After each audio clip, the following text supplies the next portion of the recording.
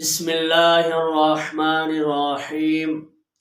بچے کے کان میں عورت کا اذان دینا کیسا ہے اور موبائل کے ذریعے بچے کے کان میں اذان دینا کیسا ہے؟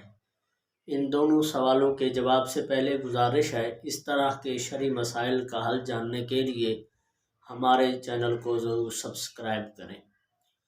عورت کا بچے کے کان میں اذان دینا مکروہ ہے، لیکن جب کوئی مرد نہ موجود ہو اذان دینے کے لیے تو اس وقت بہتر یہی ہے کہ عورت اذان دے لے، کیونکہ بچے کے کان میں اذان دینے کے اندر دیر کرنا، تاخیر کرنا خلاف سنت ہے۔ لیکن اگر مرد موجود تھا، عورت نے بچے کے کان میں اذان دے دی تو فقہائے کرام فرماتے ہیں کہ بہتر یہی ہے کہ اس اذان کا اعادہ کیا جائے، بچے کے کان میں دوبارہ اذان دی جائے۔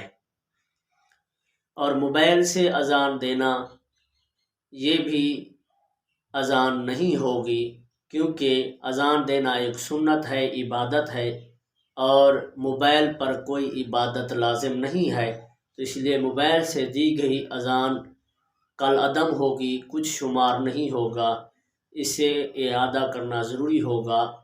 کوئی مرد دوبارہ بچے کے کان میں اذان دے، موبائل سے دی گئی اذان کافی نہیں ہوگی۔